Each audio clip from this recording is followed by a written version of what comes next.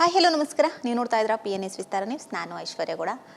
Love season ಅನ್ನುವಂಥ cinema ಇನ್ನೇನು July 3ನೇ ತಾರೀಕು ರಿಲೀಸ್ ಆಗ್ತಾ ಇರುವಂಥದ್ದು. ಈ ಸಿನಿಮಾದ ರೈಟರ್ ಹಾಗೂ ಡೈರೆಕ್ಟರ್ ಆಗಿರುವಂಥ ಕೃತ್ವಿಕ್ ಅವರು ನಮ್ಮ PNS ವಿಸ್ತಾರದಲ್ಲಿ ಜಾಯ್ನ್ ಆಗ್ತಾ ಇದ್ದಾರೆ. ಹೊಸೊಬ್ಬರ ಸಿನಿಮಾ ಅಂತ ಬಂದಾಗ ಒಂದಷ್ಟು ಜನ ಸಿನಿಮಾ ಥಿಯೇಟ್ರ್ಗಳಿಗೆ ಬರಲ್ಲ. ಈಗಾಗಲೇ ಬರ್ತಾ ಇರುವಂಥದ್ದು ಥಿಯೇಟ್ರ್ಗಳಿಗೆ ಜನನೇ ಬರ್ತಾ ಇಲ್ಲ ಅನ್ನುವಂಥದ್ದು. ಇನ್ನೊಂದು ಕಡೆ ಏನಾಗಿದೆ ಅಂದರೆ ಹೊಸೊಬ್ಬರ ಸಿನಿಮಾ ಅಂತ ಬಂದಾಗ ಜನ ಬರ್ತಾರೋ ಇಲ್ವೋ ಅನ್ನುವಂಥದ್ದು ಕೂಡ ಸಂಶಯವನ್ನು ಮೂಡುತ್ತೆ. ಇದೆಲ್ಲದ್ರ ಬಗ್ಗೆ ಆನ್ಸರ್ ಮಾಡೋಕ್ಕೆ ಲವ್ ಸೀಸನ್ ಸಿನಿಮಾದ ಡೈರೆಕ್ಟರ್ ಆಗಿರುವಂತಹ ಕೃತ್ವಿಕ್ ಅವ್ರು ನಮ್ಮ ಜೊತೆ ಇದ್ದಾರೆ. ಅವ್ರನ್ನೇ ಮಾತಾಡ್ಸೋಕೆ. ಸರ್, ಮೊದಲೇದಾಗಿ ನಮಸ್ತೆ, ಹೇಗಿದ್ದೀರಾ? ನಾನು ಚೆನ್ನಾಗಿದ್ದೀನಿ, ನೀವು ಹೇಗಿದ್ದೀರಾ? ನಾನು ಕೂಡ ತುಂಬ ಚೆನ್ನಾಗಿದ್ದೀನಿ, ಥ್ಯಾಂಕ್ ಯು. ಆ್ಯಂಡ್ ನಾನು ಫಸ್ಟ್ನೇ ಪ್ರಶ್ನೆ ಕೇಳಲೇಬೇಕು. ಹೊಸೊಬ್ಬರ ಸಿನಿಮಾ ಅಂತ ಬಂದಾಗ ಥಿಯೇಟ್ರ್ಗಳಿಗೆ ಜನ ಬರ್ತಾರೋ ಇಲ್ವೋ ಅನ್ನುವಂಥದ್ದು ಸಂಶಯ ಮೂಡುತ್ತೆ. ಸೊ ಅದಕ್ಕೆ ನಿಮ್ಮ ಉತ್ತರ ಏನಾಗಿರುತ್ತೆ? ಅಂದರೆ ಈಗ ಕರೆಂಟ್ ಸಿಚುವೇಶನ್ ಏನಾಗ್ಬಿಟ್ಟಿದೆ ಮೇಡಮ್, ನಮ್ಮ ಕನ್ನಡದಲ್ಲಿ ನಂಬಿಕೆ ಕಳ್ಕೊಂಬಿಟ್ಟಿದ್ದಾರೆ ವೀಕ್ಷಕರು ಸಿನಿಮಾಗಳ ಮೇಲೆ. ಅದು ಹೊಸಬ್ರದ್ದಾಗಿರ್ಬೋದು ಅಥವಾ ಪಾಪ್ಯುಲರ್ ಇರೋರ್ದಾಗಿರ್ಬೋದು, ಯಾವುದ್ರ ಮೇಲೆ ಆದ್ರೂ ಅಷ್ಟೇ. ಈಗ ನೀವು ಪಾಪ್ಯುಲರ್ ಇರೋರ್ದು ನಾವು ನೋಡ್ತಾ ಬಂದರೆ ಅದು ಒಂದು ಹೋಗ್ತಾ ಇದೆ. ಆ ಒಂದು ಏನು ಅಂದರೆ ಬ್ಲೈಂಡಾಗಿ ಬಂದು ನೋಡಿ ಅದನ್ನು ಅನಲೈಸ್ ಮಾಡಿ ಆಮೇಲೆ ಹೋಗೋವಂಥದ್ದು. ಫಸ್ಟ್ ರಿವ್ಯೂ ನೋಡಿ ಹೋಗೋವಂಥವ್ರೆ ಸುಮಾರು ಜನ ಇರೋದು. ಈ ಕಲ್ಟ್ ಫ್ಯಾನ್ಸ್ ಅಂತ ಏನಿರ್ತಾರೆ ಗೊತ್ತಾ ಸ್ಟಾರ್ಗಳಿಗೆ, ಅವ್ರು ಮಾತ್ರ ಫಸ್ಟ್ ಒಂದು 2-3 ದಿವಸ ಹೋಗೋದು ಬಿಟ್ಟರೆ ಇನ್ನು ಸುಮಾರಷ್ಟು ಜನ ಆಡಿಯನ್ಸ್ ಭಾಗ ಏನಿದೆ ಅವರೆಲ್ಲ ನಿಮಗೆ ರಿವ್ಯೂಸು, ರೆಸ್ಪಾನ್ಸು, ಜೊತೆಗೆ ಹಾಡು, ಟ್ರೈಲರು ಈ ಥರದನ್ನು ನೋಡ್ಕೊಂಡು ಹೋಗೋದು. ಯಾರ್ದು ಸ್ಟಾರ್ಗಳಿಗೆ. ಅವ್ರಿಗೆ ಅಂಥ ಪರಿಸ್ಥಿತಿ ಬಂದಿದೆ ಈಗ ಅಂದಾಗ ಇನ್ನು ಹೊಸಬ್ರಲ್ಲಿ ನಾವು ಹೇಳಬೇಕಾಗೇ ಇಲ್ಲ. ಅದೇ ಬಟ್ ನಾನು ಹೇಳೋದೇನು ಅಂದರೆ ನಂಬಿಕೆ ಇಟ್ಕೋಬೇಕು. ಏನಕ್ಕೆ ನಂಬಿಕೆನೇ ಜೀವನ ಅಲ್ವಾ. ಮತ್ತು ಹೊಸತನಕ್ಕೆ, ಹೊಸ ವಿಚಾರಗಳಿಗೆ ನಾವು ಪೋಷಿಸಬೇಕು. ಹಾಗಾಗಿ ನಾನು ಕೇಳೋದೇನು ಅಂದರೆ ವೀಕ್ಷಕರಿಗೆ, ಬನ್ನಿ ನಂಬಿ. ಎಲ್ಲ ಸಿನಿಮಾನೂ ಒಂದೇ ಥರ ಅಂತ ಅಂದ್ಕೋಬೇಡಿ. ಈಗ ನಮ್ಮದು ಹಾಡುಗಳು ಬಿಡುಗಡೆ ಆಗಿದೆ. Love seasons songs teaser, trailer ಅಂತ ಹೊಡೆದ್ರೆ ಬರುತ್ತೆ. ಮುಂದಿನ ದಿವಸಗಳಲ್ಲಿ ಇನ್ನೂ ಒಂದು ಹಾಡು ಟ್ರೈಲರು ಬರುತ್ತೆ. ಅದನ್ನೆಲ್ಲ ನೋಡಿದಾಗ ನಿಮಗೆ ಗೊತ್ತಾಗುತ್ತೆ ಈ ಸಿನಿಮಾನ ನಾವು ನೋಡಬೇಕಾ ಬೇಡವೋ ಅಂತ. ಬಟ್ ನಾನು ಹೇಳೋದು ಒಂದು ಸಲ ನೀವು ಥಿಯೇಟ್ರ್ ಒಳಗಡೆ ಹೆಜ್ಜೆ ಇಟ್ರಿ ಅಂದರೆ ಖಂಡಿತ ನಿಮ್ಮ ಭರವಸೆ ಮತ್ತು ನಂಬಿಕೆನ ನಾನು ಹುಸಿ ಮಾಡೋದಿಲ್ಲ. ನೀವು ಇಷ್ಟಪಟ್ಟು ಜೊತೆಗೇನೋ ಒಂದಷ್ಟು ವಿಚಾರಗಳನ್ನ ನಾನು ಹೇಳಿರೋ ಅಂಥದ್ದನ್ನು ನೀವು ತಗೊಂಡು ಹೋಗ್ತೀರಾ. 2018ರಿಂದ ನಿಮ್ಮ ಜರ್ನಿಯನ್ನು ಶುರು ಮಾಡಿದ್ರಿ. ಅದಾದಮೇಲೆ ನಿಮ್ಮದೇ ಒಂದು ರೈಟಿಂಗ್ ಡೈರೆಕ್ಷನಲ್ಲಿ ಬರ್ತಾ ಇರುವಂತಹ ಲವ್ ಸೀಸನ್ ಅಂತ ಸಿನಿಮಾದ ಮೇಲೆ ಎಷ್ಟು ನಿರೀಕ್ಷೆಗಳನ್ನ ಇಟ್ಕೊಂಡಿದ್ದೀರಾ? ಅಂದರೆ ನನಗೆ ತುಂಬ ನಿರೀಕ್ಷೆ ಇದೆ. ಏನಕ್ಕಂದರೆ ಈಗ ನನ್ನಲ್ಲೂ ಒಬ್ಬ ಪ್ರೇಕ್ಷಕ ಇರ್ತಾನಲ್ಲ, ಸೊ ಹಾಗಾಗಿ ಜನ ಇಷ್ಟಪಡ್ತಾರೆ ಅಂತ ಒಂದಷ್ಟು ನಿರೀಕ್ಷೆಗಳಿದೆ. ಜೊತೆಗೆ ನಿರೀಕ್ಷೆಗಿಂತ ಹೆಚ್ಚಾಗಿ ಭಯ ಜಾಸ್ತಿ ಆಗಿದೆ. ಏನಕ್ಕಂದರೆ 10 ವರ್ಷದ ಜರ್ನಿ. ಈ ಸಿನಿಮಾ ಅಂತ ಬಂದರೆ ಒಂದು 2.5 ವರ್ಷದ ಜರ್ನಿ. ಯಾಕಂದರೆ ಮೊದಲನೇದು ಅನ್ನೋದಿದೆಯಲ್ಲ, ಅದು ಯಾವಾಗಲೂ ವಿಶೇಷವಾಗಿರುತ್ತೆ. ಮತ್ತು ಆ ಒಂದು ಇಂಪ್ರೆಷನ್ ಕ್ರಿಯೇಟ್ ಮಾಡೋದಿದೆಯಲ್ಲ, first impression is the best impression ಅಂತಾರಲ್ಲ, ಹಾಗೆ ಈಗ ಇದ್ರ ಮೂಲಕ ಜನ ನನ್ನ ಗುರುತಿಸೋದಕ್ಕೆ ಶುರು ಮಾಡ್ತಾರೆ. ಬರಹಗಾರನಾಗಿ, ನಿರ್ದೇಶಕನಾಗಿ, ಅಥವಾ ನನ್ನ ಕ್ರಾಫ್ಟು ಇವ್ರು ಎಷ್ಟು ಕಲ್ತಿದ್ದಾರೆ, ಏನು ಬರುತ್ತೆ ಅನ್ನೋದು. ಹಾಗಾಗಿ ಜನ ಯಾವ ಥರ ತಗೋತಾರೆ, in the mean time industry peoples ಯಾವ ಥರ ತಗೋತಾರೆ ಅನ್ನೋ ಒಂದು ಎಕ್ಸೈಟ್ಮೆಂಟು ಇದೆ, ನರ್ವಸ್ನೆಸ್ಸು ಇದೆ. ರೈಟರೇ ಡೈರೆಕ್ಟರ್ ಆದಾಗ ಒಂದಷ್ಟು ಜನಕ್ಕೆ ಅನಿಸುತ್ತೆ ಕಾಲ್ಪನಿಕ ಅಲ್ಲ, ಇದು ನೈಜ ಘಟನೆ ಅನ್ನುವಂಥದ್ದು. ಈ ಸಿನಿಮಾ ಲವ್ ಸೀಸನ್ ಅನ್ನುವಂಥದ್ದು ಕಾಲ್ಪನಿಕನೋ ಅಥವಾ ನೈಜ ಘಟನೆನೋ? ಇದು ನೈಜ ಜೊತೆಗೆ ಕಾಲ್ಪನಿಕ. ಯಾಕಂದರೆ ಅದೇ ನೀವು ಹೇಳ್ದಾಗೆ ರೈಟರೇ ಡೈರೆಕ್ಟರ್ ಆದಾಗ ಒಂದಷ್ಟು ಹಲವಾರು ವಿಚಾರಗಳು ಪ್ರತಿಯೊಬ್ಬ ರೈಟರ್ ಅಷ್ಟೇ, ರೈಟರೇ ಡೈರೆಕ್ಟರ್ ಆಗಿರೋರು ಮಾತ್ರ ಅಂತಲ್ಲ, ಯಾರೇ ರೈಟರ್ಸ್ ಆದರೂ ಕೂಡ ಬರವಣಿಗೆ ಮಾಡಬೇಕಾದ್ರೆ ಒಂದಷ್ಟು ಅವರ ಜೀವನದಲ್ಲಿ ಹತ್ರದಿಂದ ಏನು ನೋಡಿದ್ದಾರೆ, ಅವರು ಏನು ಅನುಭವಿಸಿದ್ದಾರೆ ಅದನ್ನು ಮೆಲ್ಕಾಕಿ ಜಾಸ್ತಿ ಬರೀತಾರೆ. ಏನಕ್ಕಂದರೆ ಇವಾಗ ಓದಿರೋದು ಅಥವಾ ಕೇಳಿರೋದು ಇದಕ್ಕಿಂತ ನಮ್ಮ ಮನಸ್ಸಿಗೆ ಜಾಸ್ತಿ ಯಾವ್ದು ಹತ್ರವಾಗಿರುತ್ತೆ ಹೇಳಿ, ನಾವು ಅನುಭವಿಸಿರೋದು ಮಾತ್ರನೇ.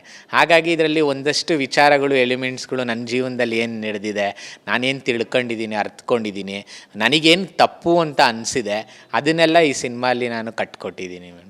ಒಂದು ಸಿನಿಮಾ ಅಂತ ಬಂದಾಗ ಒಂದು ಕಡೆ ಹಾಡು ತುಂಬ ಇಂಪಾರ್ಟೆಂಟ್ ಆಗಿರುತ್ತೆ, ಇನ್ನೊಂದು ಆ್ಯಕ್ಟಿಂಗಲ್ಲಿ ಬಂದಾಗ ಹೀರೋ ಹೀರೋಯಿನ್ಸ್ ಅವರು ತುಂಬ ಇಂಪಾರ್ಟೆಂಟ್ ಆಗಿರ್ತಾರೆ.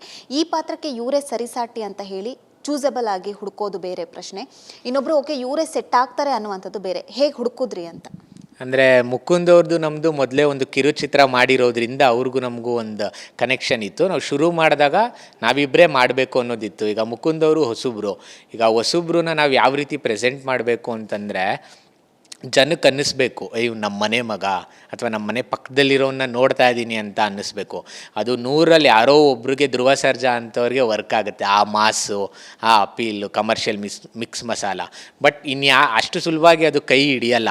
ಪ್ರತಿಯೊಬ್ಬರಿಗೂ ಬೇಕಾಗಿರೋದೇನು ಅಂದರೆ ಒಂದೊಳ್ಳೆ ವಿಚಾರಗಳನ್ನ ಹೇಳುವಂಥದ್ದು, ಒಂದು ಸಾಧಾರಣ ಹುಡುಗ ಅಂತ ಅನ್ನಿಸ್ಬೇಕು. ಅದನ್ನು ಮನಸ್ಸಲ್ಲಿ ಇಟ್ಕೊಂಡು ನಾನು ಮುಕುಂದ್ ಅವರ ಪಾತ್ರನ ಹೇಳಿದೆ.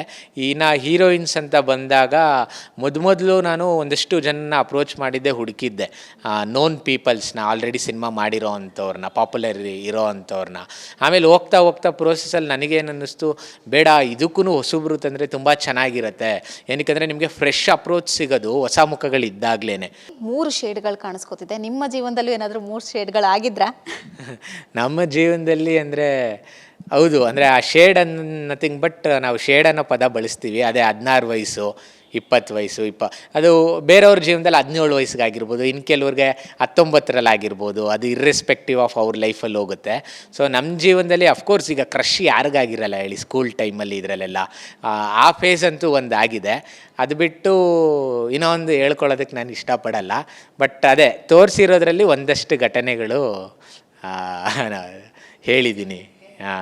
ಒಂದು ಹತ್ತಿರವಾಗಿರೋ ಅಂಥದ್ದು ನಾನು ಕಂಡುಕೊಂಡಿದ್ದು ಅದೇ, ಏನು ತಪ್ಪು, ಎಲ್ಲಿ ಎಡುತ್ತಿದ್ದಾರೆ ಅಂದರೆ ಮನಸ್ಸಾಕ್ಷಿ ಇರೋರಿಗೆ ಗೊತ್ತಾಗುತ್ತೆ ಅದು, ನಾವು ಎಲ್ಲದರಲ್ಲೂ ಸರಿ ಇದ್ದೀವಿ, ನಾವು ಕರೆಕ್ಟಾಗಿದ್ದೀವಿ ಅನ್ನೋದು.